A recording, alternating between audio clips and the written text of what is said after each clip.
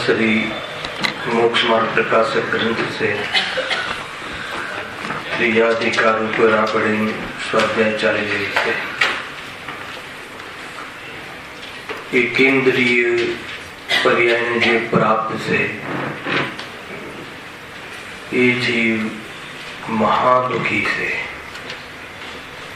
અહીંયા એ વાત અર્થાત તો એના દુઃખોનું વર્ણનની ચર્ચા અહીંયા ચાલે છે।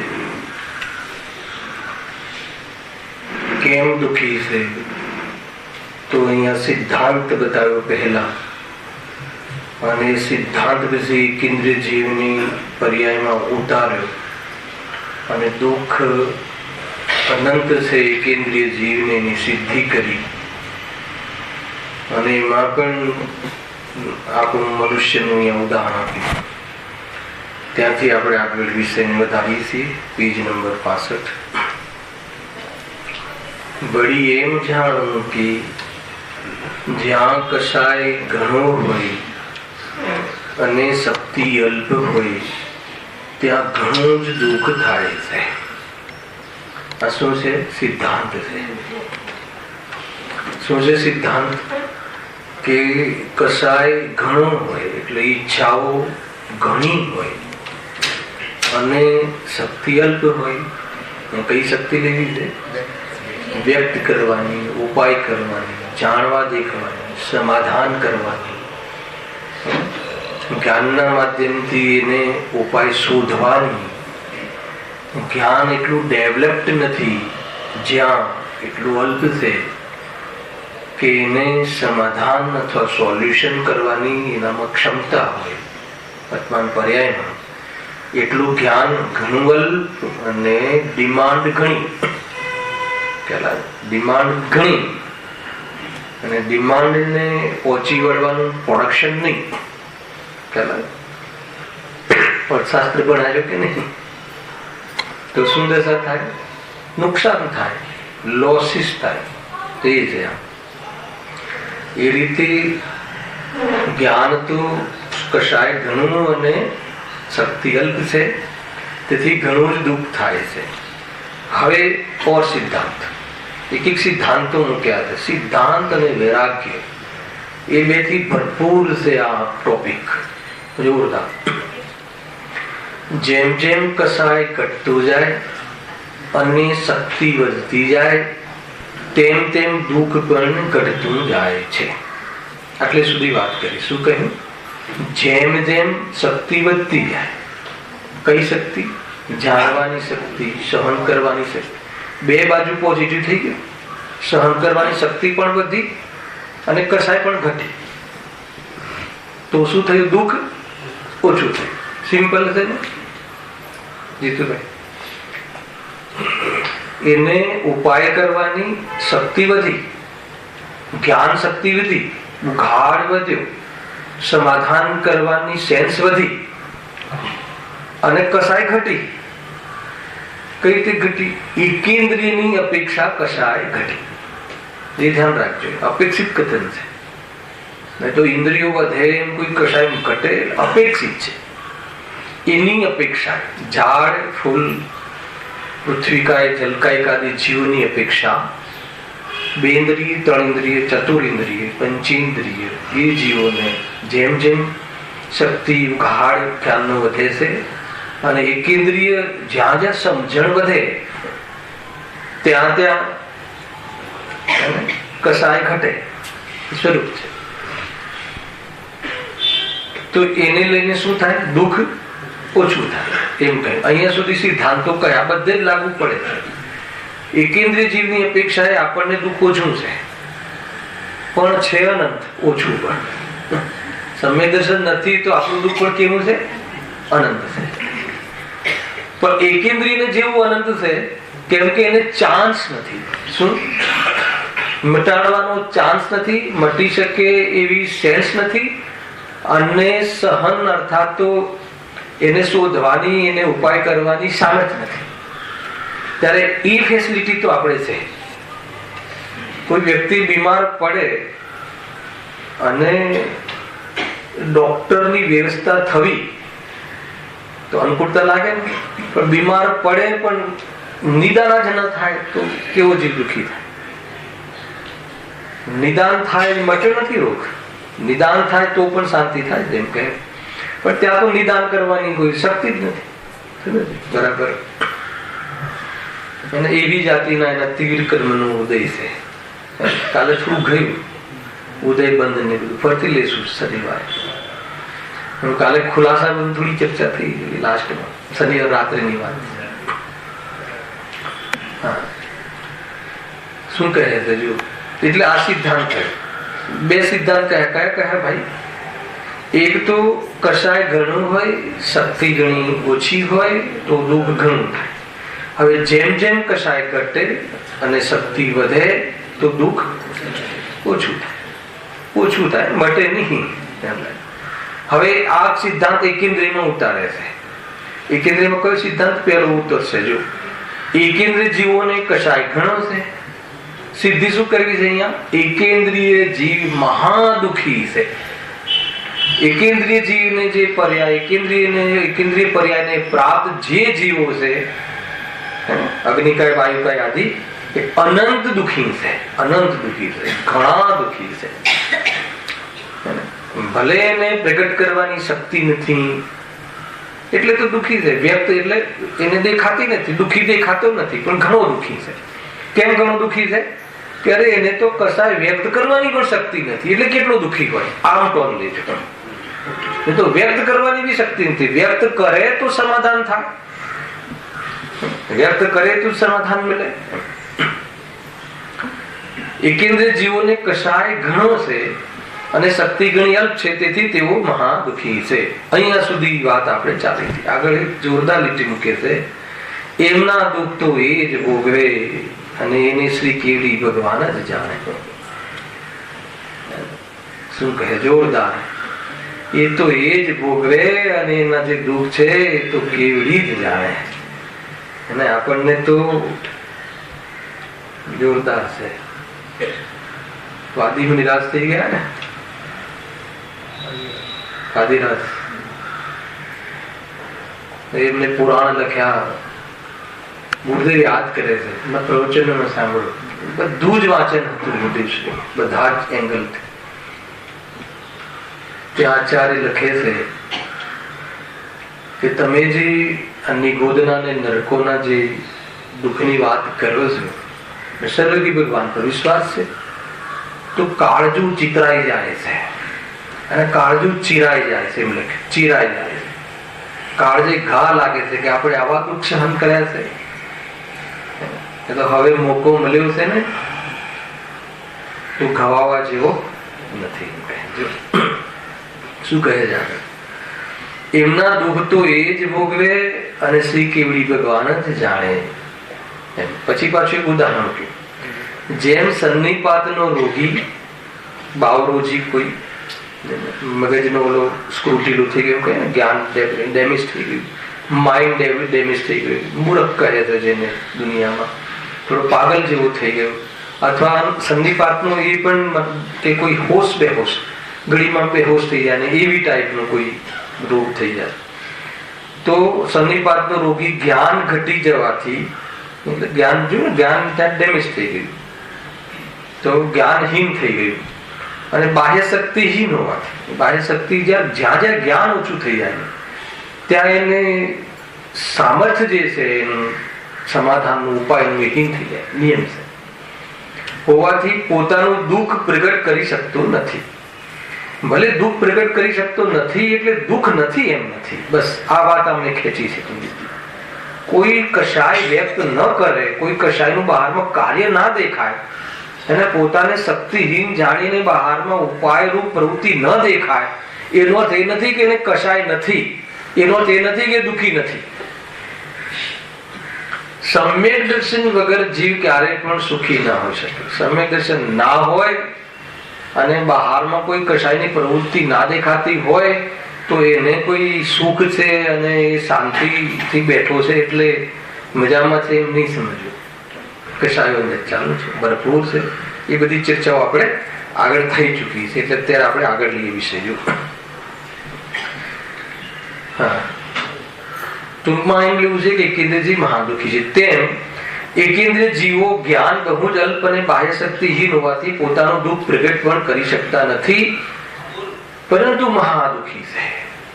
વાત શું ખેંચી રાજેશભાઈ કે જીવ કોઈ કશાય વ્યક્ત નથી, કોઈ કશાય પ્રગટ નથી, અને કોઈને કોઈ ગુસ્સાની કોઈ પ્રતિક્રિયા બહારમાં ના દેખાય તો અંદરમાં ક્રોધ મટી ગયો છે એ નહીં સમજે. કશાય મટી ગઈ છે નહીં સમજે. ઉપરથી વ્યક્ત કરવા અને એનું સમાધાન કરવા કે એની પૂર્તિ કરીને એનો ઉપાય કરવાની પણ સામર્થ્ય નથી, તો એ અનંત દુઃખી છે. હજુ એક અંતરાય કર્મ જોયું. આ ચાર ઘાતી કર્મના ઉદયમાં જીવની કેવી અવસ્થાઓ થાય છે, પરિસ્થિતિ થાય છે કે એની ચર્ચા છે. હવે અંતરાય કર્મ જોડે આવી પણ ગઈ, પણ ફરીથી સેપરેટ લખ્યું છે. અંતરાયનો તીવ્ર ઉદય. આ ચારે કર્મનો આપણને ઉદય તો છે ભાઈ, પણ એકેન્દ્રની અપેક્ષાએ આપણને મંદ ઉદય છે, પંચેન્દ્રિય, અને એને તીવ્ર ઉદય છે. અંતરાય કર્મના તીવ્ર ઉદયમાં શું થાય? અંતરાય કર્મનો શું રોલ છે? બાધા પહોંચાડવી, ઈચ્છાની પૂર્તિ ન થવામાં સહાય કરવી, એનું નામ અંતરાય કર્મનું નિમિત્ત. આ છે જો આગળ. અંતરાયના તીવ્ર ઉદયથી ઘણી ચાહના છતાં, એક તો તીવ્ર ઉદય છે ને ચાહના અનંત છે, પણ ઈચ્છા અનુસાર થતું નથી. અંતરાય કર્મના ઉદયના કારણે બહારમાં એવી અનુકૂળતા, એવું સામર્થ્ય પ્રગટ થતું નથી, માટે તેઓ દુઃખી થાય છે. અહીંયા આપણે ચાર ઘાતી કર્મના ઉદયમાં જીવની કેવી પરિસ્થિતિ થાય છે. જ્ઞાનાવળી દર્શના કર્મના તીવ્ર ઉદયથી, તીવ્ર ઉદય પકડજો, જ્ઞાન ઘણું અલ્પ છે, એકેન્દ્રિય સંબંધિત જ્ઞાન છે અને એમાં પણ ઘણું અલ્પ છે, અને મોહનીય કર્મનો તીવ્ર ઉદય હોવાના કારણે કશાય ઘણી તીવ્ર છે, અને અંતરાય કર્મનો તીવ્ર ઉદય હોવાના કારણે એને સામર્થ્ય પણ પ્રગટ નથી. તો એવો જીવ કેવો હોય? ભાવ કલંક કહી જાય. એકેન્દ્રિય જીવનું એકેન્દ્રિય રૂપહીન થઈ જવું પર્યાયમાં એ જીવ માટે કલંક સમાન છે. પ્રચુર ભાવ કલંક કહ્યું. અરે જેને ચેતનાનું પિંડ હોય, જે ચેતન દેવ હોય, એનો બહારમાં કાંઈ પણ લક્ષણ અથવા એવું કોઈ દેખાતું જ ના હોય કે આ જીવ છે. કેવો જીવ છે? એકેન્દ્ર જીવ કેવો છે? સીધો જેવો જીવ તરીકે તો સીધો જેવો. અને પર્યાયમાં કેટલી હિંમતા છે કે દુનિયાના અજ્ઞાની લોકોને તો ખબર જ ના પડે કે આ કોઈ જીવ છે. એ પરદ્રવ્યની ઓળથી અને પોતાની પર્યાયની ઓળથી જ્ઞાન એટલું હીન છે કે એને જે અનંત દુઃખ છે એનું સમાધાન ના કરી શકે. એ જીવ કેવો? આ જે એકેન્દ્રિય જીવમાં, એકેન્દ્રિય પર્યાયમાં આ જીવે શું કર્યું છે? અનંત સમય કાઢ્યો છે. એ લીધું ને પહેલા. આ જીવે વધારામાં વધારે સમય ક્યાં કાઢ્યો છે? આ પર્યાયમાં. એટલે અનંત દુઃખની પર્યાયમાં હવે માંડ એ અનંત દુઃખને મટાડવાનો અવસર આવ્યો છે, તો કહે છે કે ચૂકતો નહીં. એની ચર્ચા કરે છે. હવે અઘાતી કર્મોની ઓરથી જુઓ શું દશા થાય છે. હવે ઓર પ્રકરણ આગળ વધારીએ. અઘાતી કર્મમાં મુખ્યપણે તેમને એટલે કોને? એક ઇન્દ્રિય. આપણે આપણી ચર્ચા કરવી જોઈએ કે એક ઇન્દ્રિયની? આપણે શું કામ કરીએ છીએ? બે વાત ધ્યાનમાં રાખજો બરાબર, કે આપણે આવું અનંત વાર કરી ચુક્યા છીએ અને હવે કરવું નથી. હવે પર્યાયને પ્રાપ્ત થવું નથી, એટલે સાવધાન રહીએ. થોડા સાતાના ઘેનમાં સુઈ ના જઈએ. વર્તમાનમાં સાતાના ઘેનમાં સુઈ જઈએ કે બરાબર છે, પુણ્યનો ઉદય જબરો છે, ગુરુદેવની કૃપા છે, તો હવે બસ હવે શું છે, સમ્યક દર્શનનો પુરુષાર્થ શિથિલ થઈ ગયો. સમ્યક દર્શનનો પુરુષાર્થનો લોભ જાણે થઈ ગયો. આત્મદર્શન તો મોક્ષના સુખની શું જરૂર છે, જ્યાં આટલો આનંદ છે. ચાર લોકો પૂછે છે, સમાજમાં પોસાઈએ છીએ, કહેલાય કે નહીં, બહારમાં ધન આદિ ઘણું છે, મોંઘવારી ગમે એટલી થાય પણ આપણને ઇફેક્ટ આવતી નથી. એવી જાતેના અલગ પ્રકારના આપણે જાણે એમ લાગે કે મોક્ષ જ છે નહીં. સંતુષ્ટ થઈ ગયા, સાતાના જ્ઞાનમાં સંતુષ્ટ થઈ ગયા. જોરદાર આ થાય છે ભાઈ. જો અઘાતી કર્મોમાં આવે રોલ. અઘાતી કર્મમાં મુખ્યપણે કયા છે અઘાતી? ચાર. વેદનીય, નામ, આયુ અને ગોત્ર. ચાર અઘાતી. અઘાતી એટલે શું? કે જે આત્માના ગુણોના ઘાતમાં ડાયરેક્ટ નિમિત્ત નથી, પરંતુ સંયોગમાં જે ઉપલબ્ધિ કરાવે છે આત્માને, સંયોગમાં જે વ્યવસ્થાઓ કરવાનો જે કોન્ટ્રાક્ટ છે, એ આ ચાર અઘાતી કર્મ છે. બરાબર છે? એટલું તમે સમજો. બહુ જોરદાર છે આ કર્મ થિયરી, પણ બહુ જોરદાર છે. કાલે થોડી ચર્ચા કરીને તો લાગ્યું કે ભાઈ કર્મ થિયરી રાત્રિમાં બહુ જોરદાર. અઘાતી કર્મમાં મુખ્યપણે તેમને પાપ પ્રકૃતિનો ઉદય છે. જો અઘાતી કર્મ છે ને, એમાં બે પેજ છે, પુણ્યરૂપ અને પાપ. ઘાતી તો એકાંતે પાપ રૂપ જ છે, કેમ કે એ તો આત્માના સ્વભાવનો ઘાત કરવામાં જ કારણ બને છે. અને આ પાપ પુણ્ય બે પ્રકારે થાય. હવે એકેન્દ્રિય કયા કર્મનો ઉદય છે? માત્ર પાપ પ્રકૃતિનો જ ઉદય છે. ચાર માંથી છે ને, સાતાવિદની, અસાતાવિદની. પછી ગોત્રમાં કયું ગોત્ર? ઉચ્ચ ગોત્ર, નીચ ગોત્ર. નામકર્મમાં શુભ નામકર્મ, અશુભ નામ, એમ જ છે ને. અને આયુમાં શુભ આયુ ને અશુભ આયુ. તો આમાં જે અશુભ અર્થાત જે પાપરૂપ પ્રવૃત્તિ છે ને, એનો આને શું છે? ઉદય છે. એક જ ઉદય, બસ એક જ ઉદય. પરેશાની એક જ ઉદય. અને એવો તીવ્ર ઉદય કે એને કોઈ જાણે કે કોઈ ચાન્સ જ નથી કે આ જીવ કોઈ આને મટાડી શકે. તો એ ત્યાંથી નીકળીને જીવો આવે છે, એવું નથી. પણ જુઓ શું કહે છે. હવે અસાતા વિદ્યનો અહીંયા વર્ણન કરે છે. આંખમાં પાણી આવી જાય. અસાતા વિદ્યનો ઉદય થતા તેના નિમિત્તથી તેઓ મહા દુઃખી હોય છે. શું થાય છે? અસાતા વિદ્યનો સંયોગમાં પ્રોબ્લેમ આવે ને, અને પાછું પાપનો ઉદય, પ્રતિકૂળતા. બહારમાં જીવને જીવન જીવવામાં કોઈ અનુકૂળતા જ નહીં. માંડ ઝાડ ઉભું છે બગીચામાં કે એના ખેતરમાં, તો પણ શાંતિ નહીં. એવો પાપનો ઉદય આવે. કેવો ઉદય આવે? જો લખ્યું છે, વનસ્પતિ પવનથી તૂટી જાય છે. ગમે એટલી તમે વાડ બનાવો સાચવો, ને તમે ઘરે આવી ગયા ખેતરમાંથી, પણ વાવાઝોડું આવે ને ત્યાં બીજા જીવો એનાથી વધારે શક્તિશાળી ઉંદર છે, આ છે તે છે, એને કોતરી ખાય. સમજ આવે? આપણા ઘરે ઉંદર આપણો પગ ફૂલી ખાય તો કેવું થાય? શરીરમાં એક જ તો બુદ્ધિ છે. શરીર મારું અને મારું શરીરને કોઈ ઈજા પહોંચાડે તો કેટલું જીવ પરેશાન. તો આગળ તો આવી ગયું ને, પર્યાયને પ્રાપ્ત છે અને એ પર્યાયને પોતાનું સ્વરૂપ માને છે. કેન્દ્રીય પર્યાય પ્રાપ્ત છે અને એને વારંવાર એને તો કેવા પ્રાકૃતિક પરિશ્રમો કેટલા આવે. વનસ્પતિ કાય જીવો, વાવાઝોડું આવે, પૂર આવે, બપોરે 12 વાગે બી એવું ના થાય. આપણે તો ભર તડકામાં એસીમાં ઘૂસી જઈએ, એ ક્યાં જાય? તો એને તકલીફ નહીં પડતી હોય. 12 વાગે માથે ચઢે સૂર્ય, તડકો હોય ઉનાળાનો, તકલીફ નહીં પડતી. એ અહીંયા કહે આવું જીવે અનંતવાર સહન કર્યું છે. વનસ્પતિ પવનથી તૂટી જાય છે. શીત ઉષ્ણતાથી આવ્યું ને, શિયાળામાં, ગરમીમાં. અને જળ પાણી ના મળવાથી સુકાઈ જાય. દુકાળ પડે ને તો જીવોની કેવી દશા થશે એક ઇન્દ્રિયની.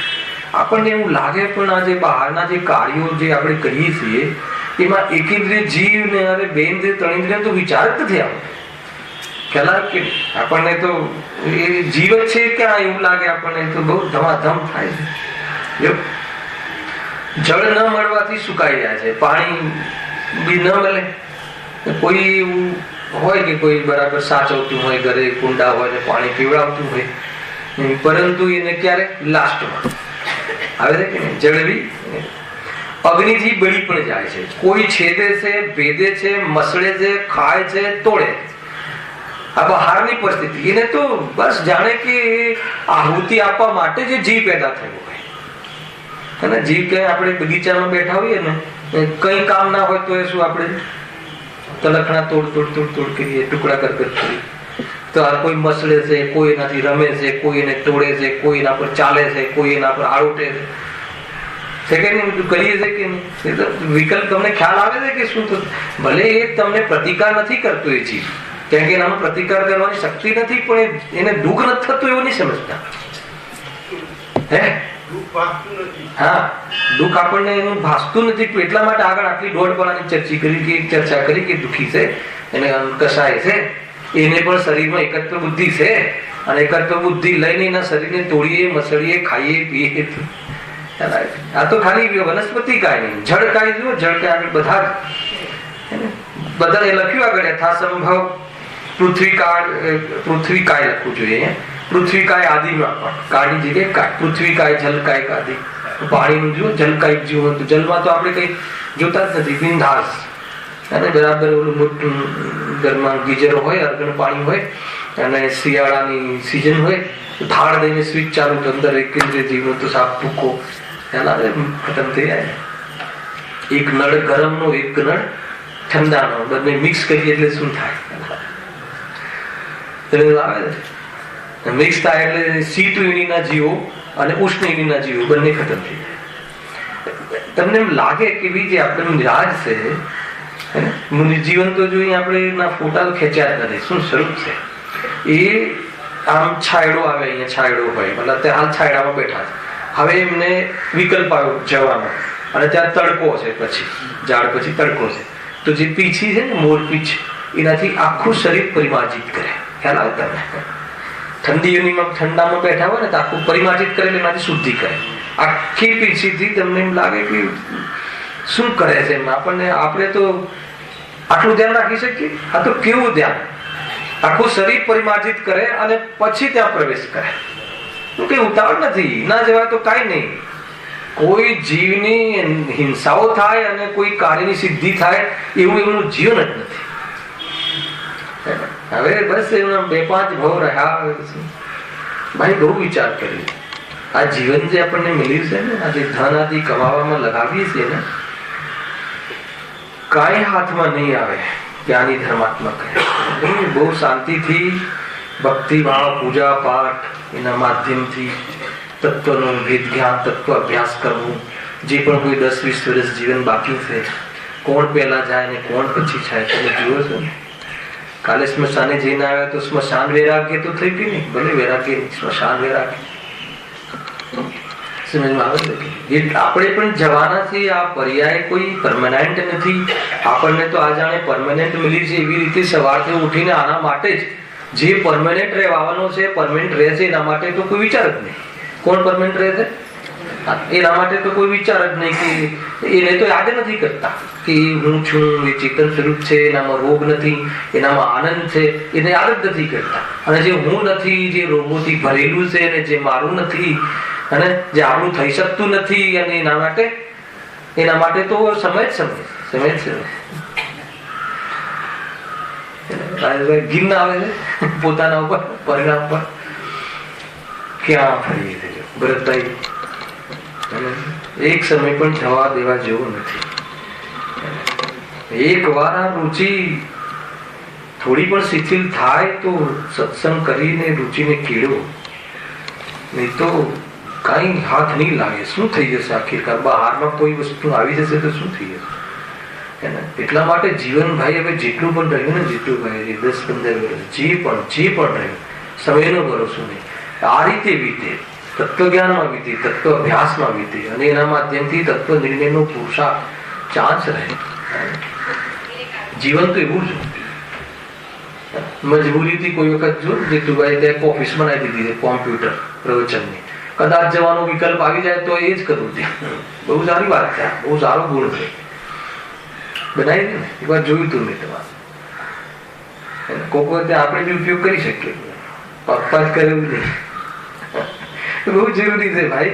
જ્યાં હવે વિકલ્પ છે ગ્રસ્ત જીવનમાં ક્યારેક જવાનું બને તો ત્યાં બી આપણી એક ગાદી, એક ખૂણો રાખવો કે ભાઈ 2-5 મિનિટ 12 વાર તો ઔપચારિકતા કરીને આપણે ત્યાં. જીવન તો એવું જ વીતવું જોઈએ, જીવન તો એવું જ જવું જોઈએ. બસ એક હવે જે પણ કોઈ જીવન છે ને એ હવે આ પોતાના તત્વનો નિર્ણય અને આ તમે આ એન્વાયરમેન્ટ, આવા બહારના એ વાતાવરણમાં રહેવાથી પુરુષાર્થની પ્રેરણા મળે છે અને પુરુષાર્થ કરવાનો અર્થાત તો હર સમય વેદ જ્ઞાનથી વિચાર આદિ કરવાથી અંદરની શક્તિઓ કેળવાય છે, શ્રદ્ધા કેળવાય છે. શું થઈ જશે? બહારને શું કેળવણીનું શું લાભ? કોઈ લાભ નથી. એ કહે છે જોરદાર છે. જલકાઈ જીવો, જલકાઈ જીવોમાં પણ કેવી દશા છે ને, પાપનો ઉદય નિરંતર. કોઈ જોવે જ નહીં, કોઈ ઢોળી દે, કોઈ વહાવી દે. અને અત્યારે તો આપણે જેટલી આધુનિકતા આવી છે ને એ બધી હિંસક છે. જેટલો વિકાસ છે ને એ બધું હિંસક પ્રવૃત્તિને પોષણ કરવા વાળું છે. પેલા નેચરલ હતું મીઠું, હવે ક્યાં છે? તો બસ એ જે ગરમ પાણીથી નાહીએ ને પછી ખારમાં તો જીવોનું સવારે કોઈ એટલી ભૂમિ પણ કોઈ પરિમાર્જિત નહીં કરતું હોય. કીડા કીડી તો દેખાય એવા જીવો હોય છે. આ તો એક જીવ તો આપણા જ્ઞાનનો વિષય પણ નથી ગમતા, તો આગમના અનુસાર નક્કી કરી સમજમાં આવે છે. જોરદાર. ઠંડુ અને ગરમ પાણીની વાત ખબર પડી તમને? એવું છે, તમે એક માત્રામાં પાણી બનાવી દીધું ને બહુ ગરમ છે તો એટલું ગરમ કરો છે ને કે ઠંડુ મિલાવવું પડે. ખ્યાલ? ગળીને એટલું જ ગરમ કરો. બધા જે ઘરમાં જેટલા હીટરો બધા ભંગારમાં વેચી દો છે, ગીઝર ખરેખર. અને નવા લેતા હોય તો બિલ્ડર્સ પૈસા કાપી આપે. આ કહી દઉં તમને, ખ્યાલ ના હોય તો હું કહી દઉં જયેશભાઈ. એ બધી આપે ને વ્યવસ્થા હોય તમે નહીં લેવાની, તો તમને 25,000 રૂપિયા બાદ કરી આપશે. તો એ બી ફાયદો છે. જોરદાર છે. જો બહુ ફાયદો થાય. તમે ટાઈમ બચે છે, જીવ તરફની કરુણા અંદરમાં હૃદય રહે છે, જીવોની હિંસા ઘટે છે. ખ્યાલ આવે કે નહીં? તમે એક બાલદી પાણી ગરમ કરો રોડથી કે કોઈ વિકરણ ગળીને, તો હવે એક બાલદીમાં જ પૂરું કરવાનું છે. ગુરુદેવનું કેટલું મહાકાય શરીર હતું ને, જોરદાર. તો કેટલા પાણીથી જયેશભાઈ તમને ખબર કેટલું પાણી યુઝ કરતા ખ્યાલ છે? કેટલું? સ્પંચ જેટલું. વિચાર કરો. અને આપણે તો પાછું શરીર બી નાનું ટૂંકું છે, એમનું શરીર કેટલું મોટું હતું. જીવો પર દયા. અરે આત્મા કોઈ કોઈનું કઈ બગાડી શકતું નથી, એક દ્રવ્ય બીજા દ્રવ્યનું કરી શકતું નથી. તો આ શરીરને નવડાવીને હું એવા ભાવ પેદા કરું કે જેથી કરીને અનેક જીવોની હિંસા થાય. ભલે ના આયુ પ્રમાણ થતી હોય પણ ભાવ તો થાય જ ને આપણે. એ ભાવનો તો દોષ છે કે તમને એમ લાગશે કે શુદ્ધાત્માની વાતો સારી લાગે છે. આ વાત તો કે આ વાત નથી ગમતી તો શુદ્ધાત્મા ગમતું નહીં. શુદ્ધાત્મા સુધી પહોંચવામાં અહીંયાથી તારે ગુજરવું પડશે ભાઈ. તારે એવું નથી કે ડાયરેક્ટ શુદ્ધાત્મા મળી જશે, નહીં. એ તો બહુ સ્થૂળ કથન હોય છે. સિંહની પર્યાયમાં આમ થઈ ગયું ને તેમ થઈ ગયું ને, એ તો ભાઈ એની તૈયારીઓ હોય છે જીવની. એવું નથી હોતું. આ તૈયારી છે.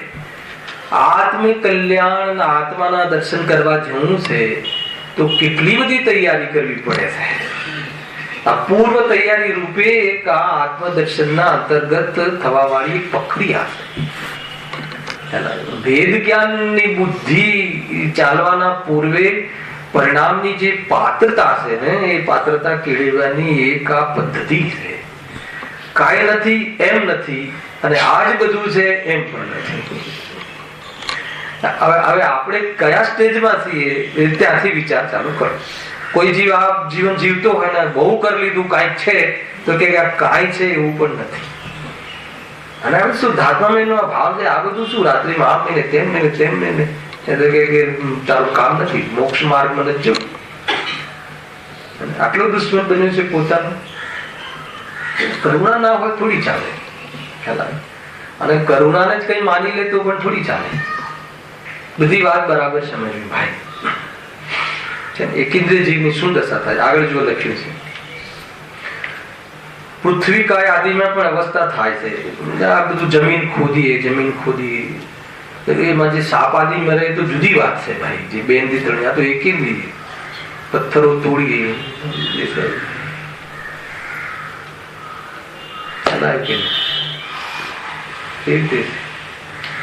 ગુરુદેવ નું પુણ્ય બી જોરદાર ને સામે જીવોના ઉપાદાન બી જોરદાર. જીવો અહીંયાથી કહે કે રામજીભાઈ નથી મોટા પણ કહે કે આ તમારી જે વકાલત છે ને જૂઠાને સાચું કરવાનું એની વાત નથી. અહીંયા એ જ સેકન્ડે કોર્ટ છોડી દીધી.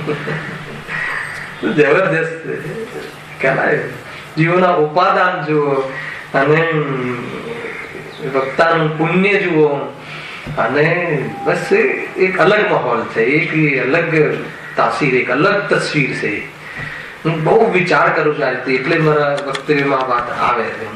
બહુ વિચાર કરું ભાઈ. તમે બધા તો ગુરુદેવના સંપર્કમાં ઘણા રહ્યા, અમને એવો લાભ નથી મળ્યો. ખાલી પ્રવચન વાણી સાંભળીને એમના વિશે ઘણી કલ્પના કરીએ છીએ અને શુદ્ધાત્મા આપણી વાત કરી છે એટલે પ્રેમ ઘણો આવે છે.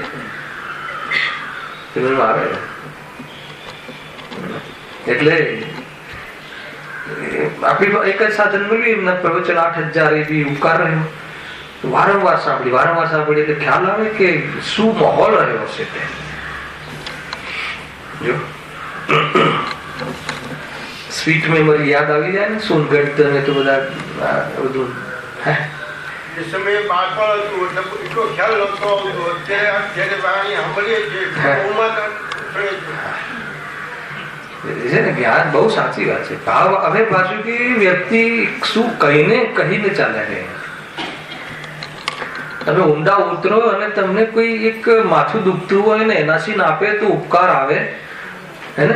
લાગે કે મારું કઈ કાર્ય કર્યું તો જે અનંત કાળનો દુખાવો થાક ઉતારવા વાળી એક ગોળી, એક વેદ જ્ઞાનની ઔષધિ જે મજી બતાવે તો સમજમાં આવે છે ભરતભાઈ. એ રીતે આખી વાત આવતી રહેજો. આગળ લખ્યું જેમ મનુષ્યના શરીરમાં પણ એવી અવસ્થાઓ થતા દુઃખ થાય છે. કેવી અવસ્થાઓ? આંગળી મરોડતા, કોઈ આંગળી મચકી નાખે તો દુઃખ થાય ના થાય? લખ્યું છે ગુરુદેવે હે ને. તને એક કાંટો વાગે તો દેહ બુદ્ધિ વાળાને એટલું દુઃખ થાય છે, ઓ નીકળી જાય છે. તો તું આટલા જીવોને સમારી નાખે છે અને એક જીભની અને એક શરીરની ઠંડી ગરમીના શોખ માટે તો કે તને શરમ નથી આવતી? કોઈ ટોકવા વાળું બી જીવ ગુરુદેવ કોઈ હોય તો લાગે કે નહીં? ભલે સંયોગમાં ન હોય પણ માથે તો રાખજો. માથે રાખવાનો અર્થ ખબર પડી ગયો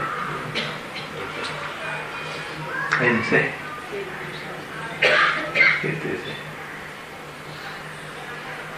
બહુ મોટી વાત છે ભાઈ. જો જેમ મનુષ્યના શરીરમાં પણ એવી અવસ્થાઓ થતા દુઃખ થાય છે તે જ પ્રમાણે તેમને પણ દુઃખ થાય છે. એને પણ દુઃખ થાય છે અને એને તો એક જ સ્પર્શની સંબંધી જ એને તો એકત્વ છે તો એને પણ દુઃખ થાય છે. જેમ આપણે કરીએ ને કે જેમ કે કોઈ ઘર બનાવીએ ને અદ્યતન સામગ્રીનું બહાર પછી ગાર્ડન બનાવીએ અને ગાર્ડન બનાવી બધા મેદી ઉઘાડીએ ત્યાં અને પછી એકેન્દ્રિય જીવ જે છે તો એને પછી શેપ આપીએ. 8 હોય કે 14 હોય શેપ આપીએ ને ખ્યાલ આવે. મંદિરોમાં થવા લાગ્યું છે, બુદ્ધિ બગડી ગઈ. સરકારની વ્યવસ્થા મળે, પિકનિક સ્થળ થઈ જાય તો ઘણો લાભ મળે. અરે શું કરવું છે તારે? એવું મંદિર બનાવવું છે કે દુનિયા અહીંયાથી મંદિરમાં તું બગીચો બનાવે ને મંદિરમાં તું શેપ આપે ને મંદિરમાં કટિંગ કરે તો પછી એ કહે કે યાર મંદિરમાં થાય છે તો ઘરમાં કેમ ના થાય? વિવિધ પેટર્ન ઠીક નથી.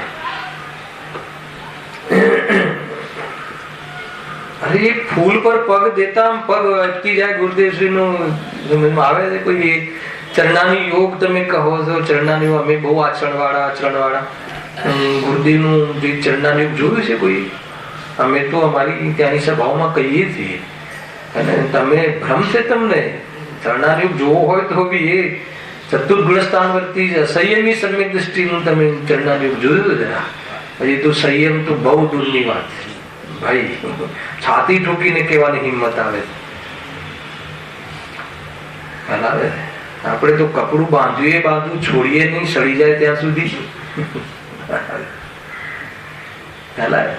સડી જાય તો કાણા પડી જાય, કીડા પડી જાય ત્યાં સુધી. આપણે ઘરનું તો બાંધ્યું છે ને, નિભાવી દીધું ને બસ. ઘરનું શું નિભાવ્યું ને શું કર્યું? હર અંતર મુહૂર્તમાં. અને મુહૂર્ત 48 મિનિટની અંદર એ કપડું છોડી દેવું જોઈએ ત્યાંથી. નહીં તો સમૂર્છન જીવ, ત્યાં 10 જીવોની ઉત્પત્તિ થઈ જાય. કેન્દ્રીય તો બહુ દૂરની વાત.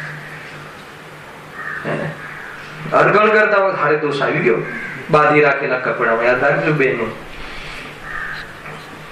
ભાઈઓ યાદ નહીં રાખવું. એ પોતે કરવું જોઈએ. શું છે, થોડું સપોર્ટ કરો. આળસ આવે છે, ઘડી કોણ બદલે ને? ઘરમાં રોગ થઈ જાય શરીરમાં તો કેટલી વાર ઉપર નીચે થાય. ભાઈ તમે બોલાવો ત્યાં જઈએ, બધું જ કરીશું શરીર માટે ને. આત્માની તેની કે કદર જ નથી. સમજમાં આવે છે ભાઈ? બહુ જોરદાર છે. કેવું થતું હશે જીવને? કોઈ બે સોપારાના ઝાડ ને પછી એને આમ નમાવી દઈએ, બાંધી દઈએ અને ફર્સ્ટ ક્લાસ ગેટ બનાવીએ. આપણી ડોક કોઈ આમ કરી રાખે કેવું થાય? લખ્યું જો જેમ મનુષ્યના શરીરમાં પણ એવી અવસ્થાઓ થતા દુઃખ થાય છે. જો તને દુઃખ થાય છે તો કોઈને પણ દુઃખ થાય છે. એવું યાદ કેમ નથી આવતું? કોઈ નથી કહેતો આત્મા યાદ કરો, દુઃખ તો યાદ કરો ભાઈ. તને દુઃખ થાય છે તો બીજાને દુઃખ નહીં થતું હોય? એટલી વાત છે અહીંયા કહે છે કે અનંતવાર જીવે આવું ભોગવ્યું છે. કોઈ કેર નથી કરતું તારું. એકેન્દ્રની વાત છે. બે ઇન્દ્રિય, ત્રણ ઇન્દ્રિય, ચાર ઇન્દ્રિય તો હજુ આપણે જે જૈનીઓ છે કે જે હૃદયમાં કરુણા બચી છે એ તો જોવે છે. એકેન્દ્રિયને કોણ જોવે છે?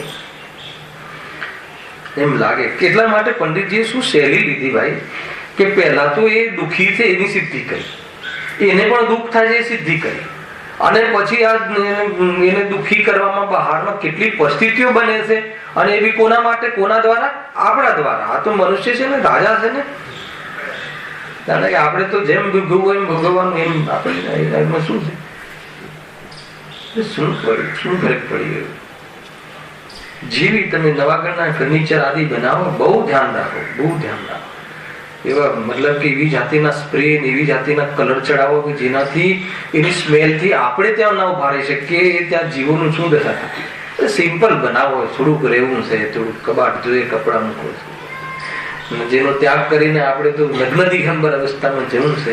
એ જીવોને આટલી શું પડી હોય? જીવનની વાત કરું છું.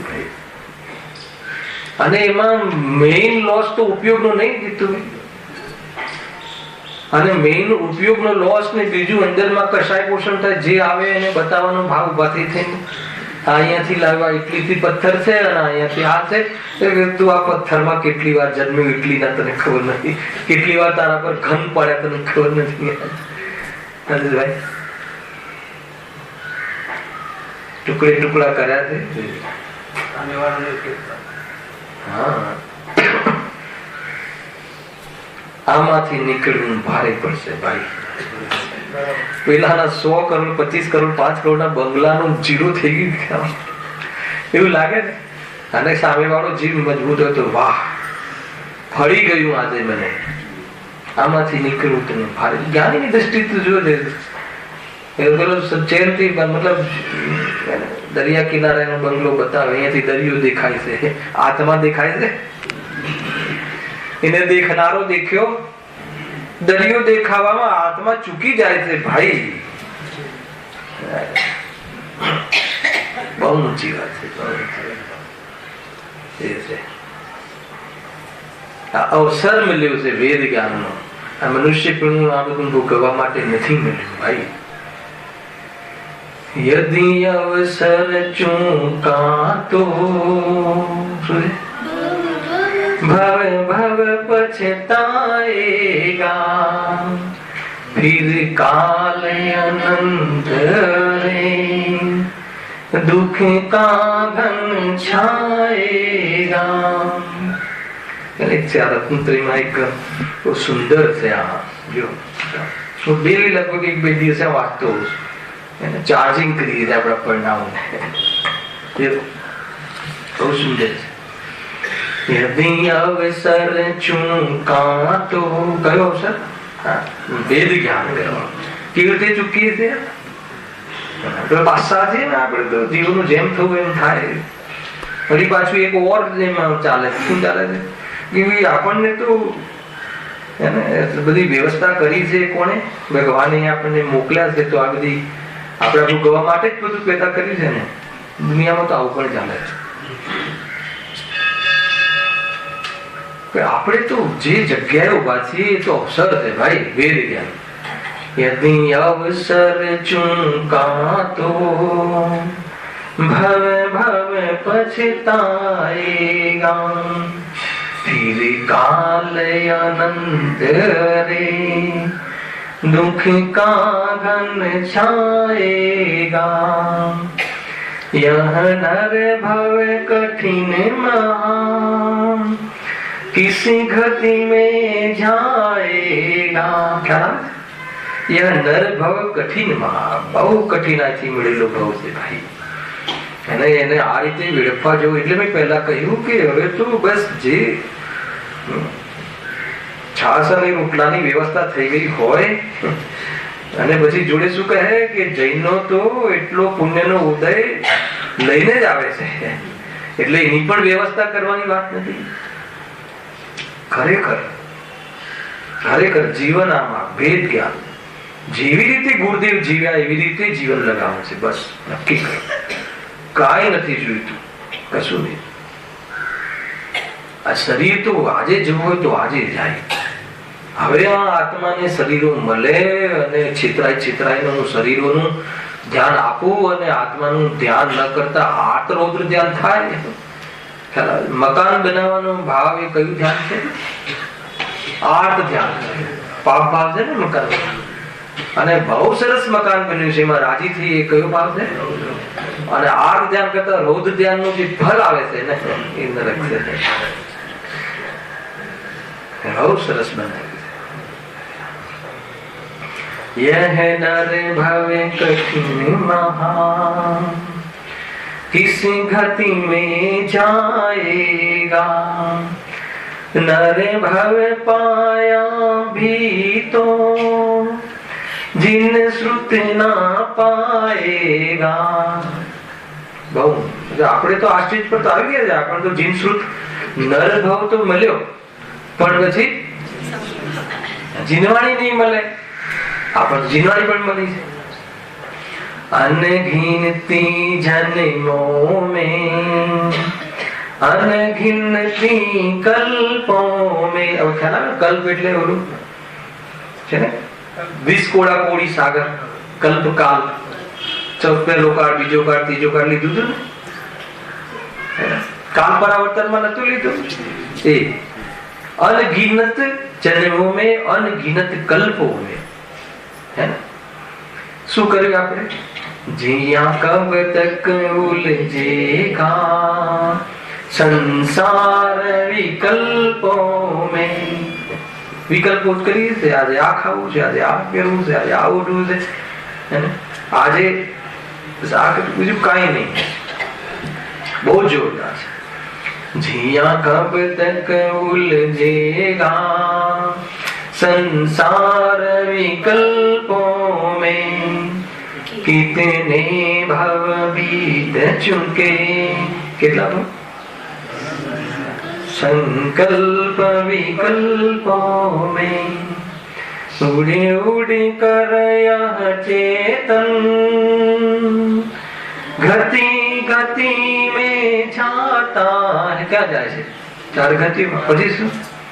रागों से लिप्त सदा भवे भव दुख पाता है। ક્યાંય બી જાય તો પાછું ત્યાં અમારું કીડાના શરીરમાં જાય તો લીલા કલરનો કીડો, જોરદાર છે ભાઈ. पल भर को भी न कभी निज आत्म ध्याता है, निज तो न सुहाता है, पर ही मन भाता है. આત્માની વાત તો ગમે નહીં, બસ આત્માની વાત તો ગમે નહીં. અને બહાર કોઈ બી બીજી વાત હોય તો હાલ આવું છું, વાંધો નહીં, પ્રયોજન તો પછી જોઈ લઈશું. यदि अवसर चूका तो सुने भर भर पछताएगा, फिर काल अनंत रे दुख का घन छाएगा. विचार કરવા જેવો છે ભાઈ. આ દુઃખનો ઘન, દુઃખનો ઘન એટલે એમાં કોઈ સ્પેસ જ નથી સુખની, એવો દુઃખનો ઘન. એ રીતે એ કેમ તે જીવને બસ એ તો જાણે કે તમે બે ઇન્દ્રિય ત્રણ ઇન્દ્રિય કીડી તો જાણે બસ હવે મરવા જ પેદા થઈ હોય, બસ આ પેદા થઈને હવે આપણું પગ પડવાની તૈયાર. અને એમાં પણ પ્રમાદી જીવન હોય આપણું. શું ઉતાવળ છે, સામે ઓલો બોલાવે છે તો નીચે જો, જોરદાર છે ભાઈ. થોડું વૈરાગ્ય અંદરમાં બની રહે, જીવનની કિંમત ભાસે અને આત્માનો મહિમા આવે, આવી વાત બહુ જરૂરી છે. કર્મથી એ રીતથી વર્તનથી દ્રષ્ટિ હટે છે અને આધ્યાત્મિક નિરૂપણથી સ્વભાવની મહિમા આવે છે. અને આ જયારે કાર્ય થાય ત્યારે જીવ નમો હરિહંતાણમ નમો સિદ્ધાણમ સ્વયં સ્થાપિત થઈ જાય. જો વાંચો, જેમ મનુષ્યના શરીરમાં પણ એવી અવસ્થાઓ થતા દુઃખ થાય છે, તે જ પ્રમાણે તેમને પણ દુઃખ થાય છે. એને દુઃખ થાય છે, જરા વિચાર તો કરીને દુઃખ નહીં થતું હોય બસ ગમે એમ ચાલે છે. એ અવસ્થાઓનું જાણપણું એક સ્પર્શેન્દ્રિય દ્વારા થાય છે. એને પણ જાણ, તમને શું ખબર પડે તો કે એને પણ ખબર પડે છે, એટલી તો ખબર પડે છે. કેટલી? આ કઈ શરીર તમે મરડો તો સ્પર્શન ઇન્દ્રિયમાં જે થાય ને, એને જે પણ ગરમ ઠંડુ એ બધું એને જ્ઞાન થાય છે. અને જ્ઞાન થાય છે અને એમાં એકત્વ પણ છે, એટલે જીવ ઘણો દુઃખી થાય છે. આપણે દુઃખી કેમ? કોઈ ધક્કો મારે, કોઈ આપણને મારે તો આપણે કેમ દુઃખી થઈએ છીએ? શરીરમાં એકત્વ છે એટલે. તો આપણને કોઈ મારે ને આપણે પાછું શરીરમાં એકત્વ, અને શરીરને એકત્વ તોડવાની એનામાં તો પાછી ક્ષમતા નથી, એનામાં તો એવું વેદ્યાન કરવાની. એ તો એવો બિચારો જીવ છે, એવો બિચારો જીવ છે, અને એ જીવની કોઈ પણ કાળજી રાખ્યા વગર તમે થોડુંક છે ને ભાઈ પ્રથમાન્યો વાંચવાનું ચાલુ કરો. અધ્યાત્મ કરવી, એટલું તમને અંદરમાંથી અંદરમાં પ્રેરણા મળશે, આનંદ આવશે. અને તમે જે આપણે જે આપણાથી ભૂલો ને જે પાપ ને જે આપણું પ્રમાદી જીવન જે થાય છે, અને એના જે ફળ ત્યાં બતાવ્યા છે, અને એના ફળમાં જ્ઞાની ધર્માત્મા એના ઉદયમાં પછી એનાથી જે નિવર્તે છે, વિજ્ઞાન કરીને સ્વરૂપમાં રમે છે, એ પૂરી આપણે તો હવે આવવાનું છે. શનિવારનો આખો વિષય રહી છે આપણો રાત્રિનો.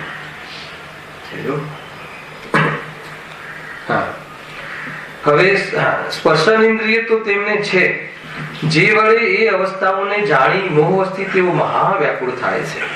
પરંતુ જો હવે તેમની એની દશા કેવી દશા, શૈલેષભાઈ જો, પરંતુ તેમનામાં ભાગી જવાની, લડવાની કે પોકાર કરવાની કે પ્રતિકાર કરવાની શક્તિ ન હોવાથી અજ્ઞાની લોક તેમના દુઃખોને જાણતા નથી. કોણ જાણતું નથી? જ્ઞાની તો જાણે છે, અરે આત્માથી બી જાણે છે, જાણે છે કે નહીં તો જ્ઞાની કેવી રીતે બને? જ્ઞાનની કદર નહીં, જ્ઞાયકની કદર નહીં, આત્માની કદર નહીં. તારા એક સમયના શોખ માટે કોઈ જીવના જીવનની કોઈ કિંમત નહીં. અને તું કહે કે હું મુમુક્ષ છું ને તું કહે કે હું ગુરુદેવનો શિષ્ય, નામ બગાડે.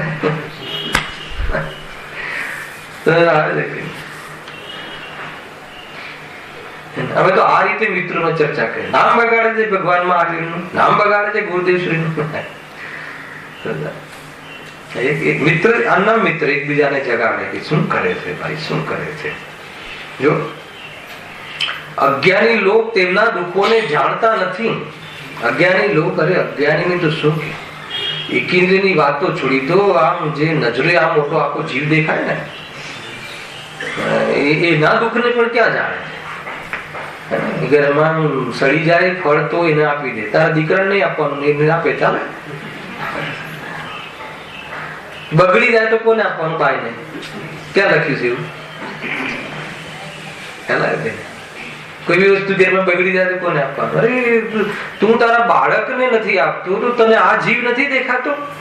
એ જીવ પર તને ઘણી વાર મને તો એમ થાય ને કે જયારે આપણે 100 રૂપિયા આપીએ તો પેલા 200 કીધા હોય, ખેંચી ખેંચીને 100 રૂપિયા પર લઈ આવ્યા હોય કોને? પોટરને. અને બધી 100 રૂપિયા એવી રીતે વસૂલ કરે કે એના હાથનું જે હલકું ફૂલકું પર્સ હોય ને એવી પૈસા આપે ને માથે ચડાવે કરે. શું કરે શું છે અહીંયા? અજ્ઞાની જીવ તો એને બીજાના દુઃખને સમજતો જ નથી કે એને દુઃખી થાય છે. તારી ક્ષમતા નથી અને એની આજીવિકા છે તો તું એને જેટલું, એને તારા 2 હાથ ખાલી છે, તું થોડું લઈ લે તો શું ફરક પડી જાય? પૈસા આપ્યા છે અને ના આપીએ તો ઘરમાંથી બીજા બોલે. પૈસા આપે છે તો પકડે તો એમને આ લખ્યું. એક તો એનામાં પ્રતિકાર કરવાની શક્તિ નથી. તેમના દુઃખોને અજ્ઞાની તેમના દુઃખોને જાણતા નથી. મા બાપના દુઃખોને જાણતા નથી. મા બાપ એને જીવ નથી. એના દુઃખ મા બાપ અવસ્થા થાય એટલે થોડું ઓછું સાંભળે, તો 2 વાર પૂછે તો આપણે શું કરીએ છીએ? આ એક તો આમ છે તેમ છે.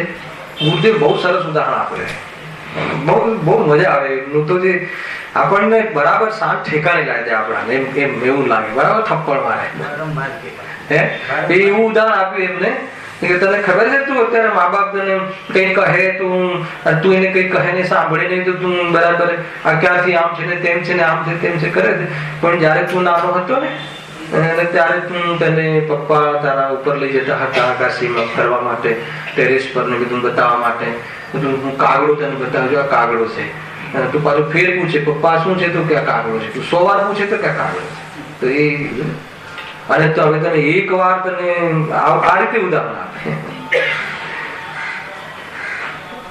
તમને નથી લાગતું કે આ સમય દશાની ડાયરેક્ટ વાત કરો? દેહ ભિન્ન આત્મા ભિન્ન નહીં, તને ખ્યાલ નથી કે તું મા બાપમાં તને ભગવાન આત્મા નથી દેખાતા. અરે મા બાપમાં તને મા બાપ નથી દેખાતા પહેલા. એટલે ઘણા લોકો આપણને કહે છે કે ભગવાન તો પછી પહેલા મનુષ્ય તો બન, આ રીતે આપણને વ્યંગ કરે છે. એ તો ગુરુદેવની ચાલતી ધારામાં તું મનુષ્ય છે કે ભગવાન આત્મા છે. જયારે તું મનુષ્ય માનીને મનુષ્ય ધર્મને તું અપનાવે એટલે તું મનુષ્ય છે કે ગાય છે? અરે મનુષ્ય ધર્મ જે છે, યોગ્યતાઓ જે છે એ તો સ્વભાવ છે, એ આત્મકલ્યાણ નથી એમ. અને એ ભાવ આવ્યા વગર રહે નહીં, પણ એ કોઈ તારું કર્તવ્ય નથી. એટલે બધી જગ્યાએથી જોરદાર છે, અદભુત વાતો છે. પરંતુ તેમના ભાગી જવાની, લડવાની કે પુકાર કરવાની શક્તિ ન હોવાથી અજ્ઞાની લોક તેમના દુઃખોને જાણતા નથી. વળી કદાચિત કિંચિત સાતા વિદ્યાનો ઉદય તેમને હોય છે. શું કહે?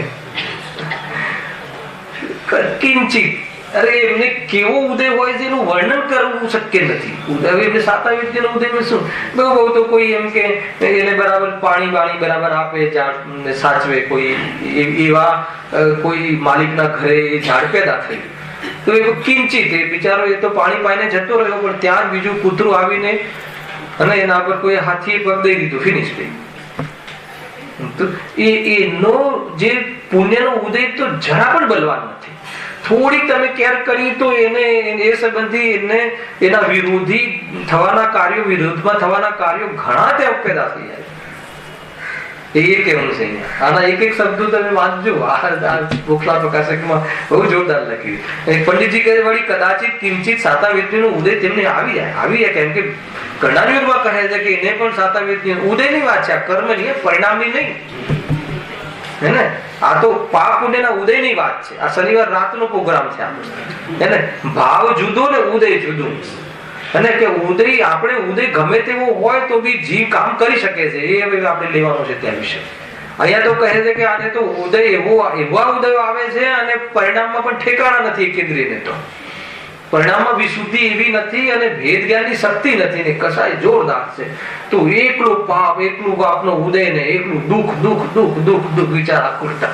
હે ને, ક્યારે પણ એના પર એટલી કરુણા આવે છે. ભાઈ એક દિવસ તમને એવું લાગે કે ભાઈ આ વસ્તુને આ મસાલાને 2 દિવસ ઉપર થઈ ગયા છે, અથવા શિયાળા હોય તો 7 દિવસ ઉપર થઈ ગયા, તમને ખ્યાલ છે એમાં જીવોની ઉત્પત્તિ થઈ જાય. એક કેન્દ્ર જીવોની કોણ કરે? આમ બધું કરે. હે ને, ચોકલેટ બનાવે બધા અમને એક રેસીપી લાવીને અને એને મસાલા કરવાનું એની પાસે ટાઈમ.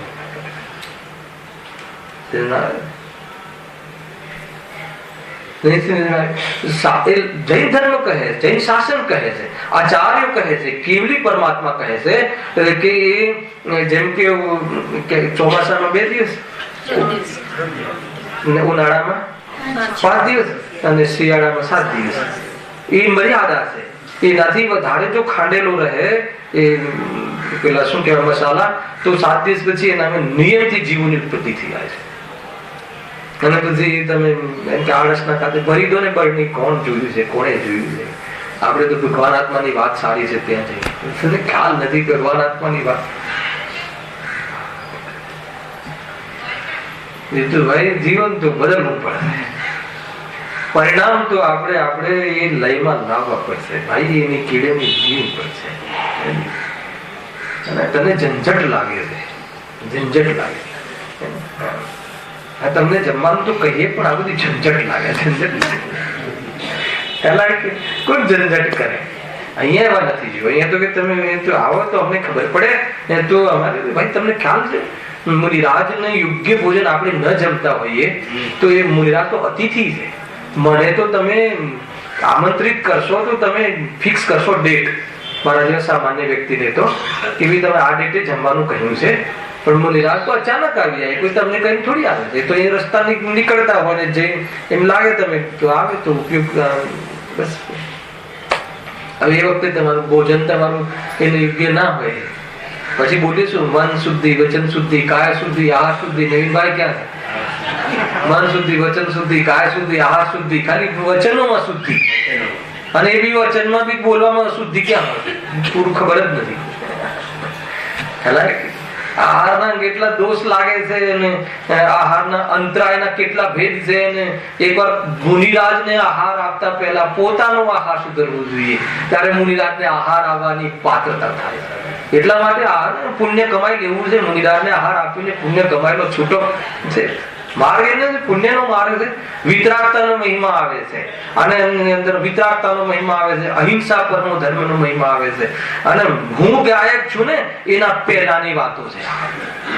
એ તો ગુરુદેવને તો એટલા ભોળા કે એમને તો ખબર છે કે બધા આવા એમને એમ હતું કે બધા હતું. એટલે કે ભાઈ પહેલામાં પહેલી વાત હું ગાયક છું, કેમ કે એમને એમ માની લીધું હતું કે આ બધું તો છે જ. શું કરે, સમય થઈ જાય. જાણવા જેવા વિષય. એ ગુરુદેવ કહે પોપાબાઈ નું રાજ નથી, મહાત્મા મળી જાય રસ્તામાં પડ્યો છે એમની છે. તો આ તો કઠિનાઈ કરતી હતી ના, એમ નથી, કઠિનાઈ નથી કરી. એને હું તારું પ્રમાદ ખંખેરી નાખ, આળસ ખંખેરી નાખ. હે ને, તારી દ્રષ્ટિમાં તું જે બધું મારીને બેઠું છે ને, આમ છે ને એમાં શું થઈ ગયું ને એમાં શું થઈ ગયું ને, તું બહુ મતલબ કે આધુનિક બને છે ને, તું બહુ એડવાન્સ બને છે ને. તને ખ્યાલ નથી કે સૌથી એડવાન્સ કેવલ જ્ઞાની છે આપણે ભગવાન છે. તને તો કાલની ખબર નથી.